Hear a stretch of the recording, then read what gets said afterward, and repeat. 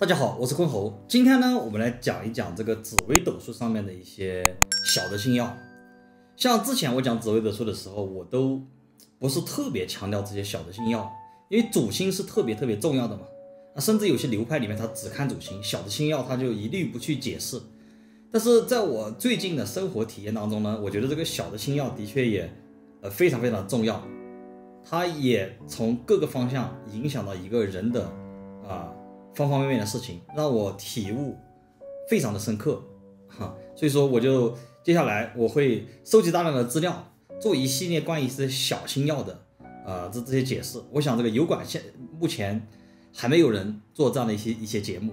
那在做这个节目之前呢，我要声明一些东西啊。首先，像我的一些收费客户的这些案例资料，我是绝对不会分享出来的，绝对是保护隐私的。然后今天我分享的其中的这些案例呢，都是一些免费案例之前还做过节目放到油管上面的。那今天呢，我们来讲一讲这个飞年。那飞年呢，其实就是蟑螂的意思那也在古代也代表一种瘟疫就是让你生病，让你长期非常难受就是完全没法摆脱的很恶心的一种东西就是飞年。刚好蟑螂也是传播这个疾病的一个来源嘛，那一听它就是不是什么好东西。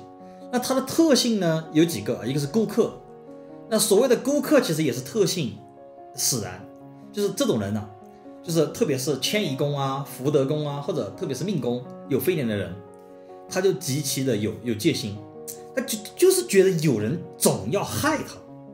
他觉得这个世界上全是坏人全部都有问题，他就会有诸如此类的一些问题然后第二个就是是非，因为心里面有戒心嘛，心里面总觉得别人要害他，总觉得有各种各样的事情对自己不利，就会喜欢去谋害别人，就会喜欢去攻击别人。所以说你看是非口舌就会有这些东西嘛。然后就是第三点，这种人很容易受伤，一点点东西就会惹怒他，一点点事情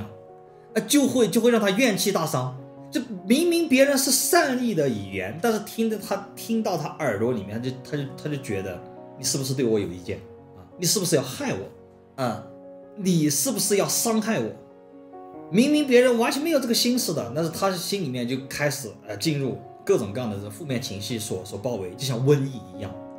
然后就是有这种各种怨气缠身嘛长期这种怨气缠身，这个东西要反弹的嘛，所以说就会导致这种有飞年的人，他也喜欢背后伤人，他也喜欢知道是非，他也喜欢攻击别人，而且无所不用其极，各种恶心的手段他都会用起来就会有这种的情况。那接下来我讲两个案例。第一个案例呢，是我的妈妈。之前我做过一期节目嘛就是我外公外婆是从小文革长大的孩子，就互相坑害嘛。那我的母亲的几个亲兄弟对吧，还有姐妹，他们也是从小互相怎么批斗，互相攻击长大的。到了我母亲有了我之后呢我就感觉我的母亲怎么样呢，也是一个碰见就爆炸的一个人。就是你不能和他谈论任何的事情，你不能讲道理，你只能一个劲的说好棒，你只能一个劲的去认同他，去夸赞他，你不能说他任何的不好的一面。一旦说到任何不好的一面前一分钟还有说有笑，后一分钟立马就翻脸，然后就破口大骂各种你们世间能够想到的恶心的话他都说得出来。就像我的第一个孩子在医院里面才出生的时候，就是因为一些极小的事情，在医院里面我给他提一点点意见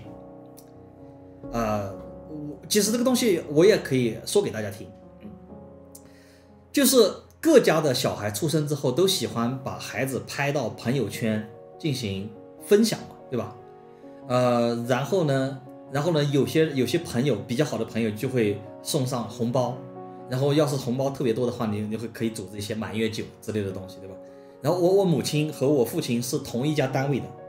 而我母亲呢就没有把这个东西发朋友圈，她就把这个照片，孩子的照片直接发到工作群里面去，就导致了公司里面很多人说闲话，那说的闲话就传到我父亲耳朵里面去了。那我父亲觉得这个东西影响不好，让我来和我母亲讲一讲。那个时候我母亲在医院里面还抱着我的孩子，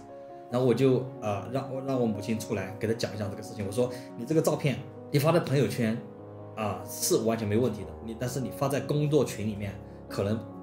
不是特别好的一些东西，而且这个东西并不是我的意见，而是别人，对吧？我爸就你们单位上的很多人已经来反映这个事情，而且不止一个人反映，不是我的问题。结果他突然间就大变脸，一下就大变脸，就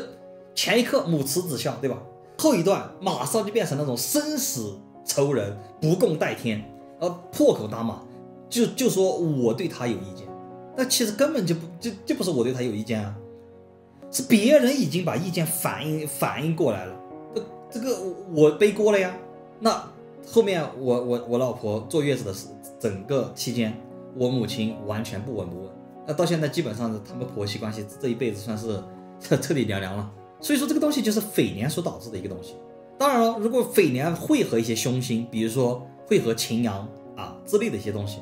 或者说什么陀螺呀、火星呀，其他的这些东西，那情况就会更加的恶劣，更加的恶化。特别这个匪年，对吧？本来就是一种怨气嘛。如果说只有匪年没有擎羊的话，那可能憋在心里面，对吧？那长期憋在心里面但是有这个擎羊的话，就立刻爆发出来，控制不住的所有的怨气全部倾泻，立马翻脸，彻底爆发，那就会这个样子。因为这个身边就有这种匪年加擎羊的这个组合，真的印象太深刻了。之前我还不觉得，那最近经历这些事情，想到我妈身上，我觉得真的是这些小星耀真的也挺重要的。那然后第二个案例，那这第二个案例呢，是一个生在美国的单亲妈妈，那现在带着孩子。我之前做过一期节目嘛，就免费八字救助系列。那我调开一看你看也是一个擎羊加匪年的一个组合。那这个人在整个和我沟通的过程当中，都不停的去抱怨，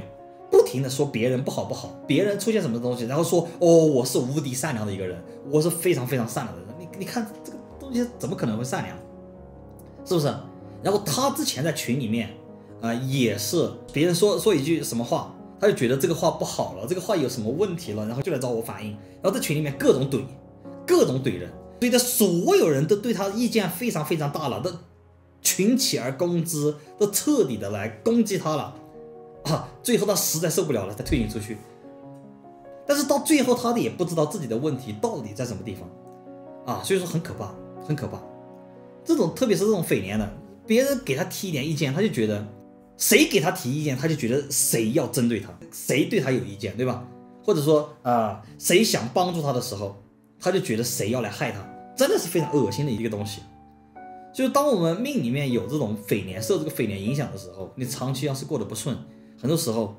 你要从自己身上去找原因，不是从别人身上去找原因，你要从自己身上去找原因。因为我们学习这个周易，其实就是要改变自己，你改变别人是没用的，不要想着改变别人，有时候一定要改变自己，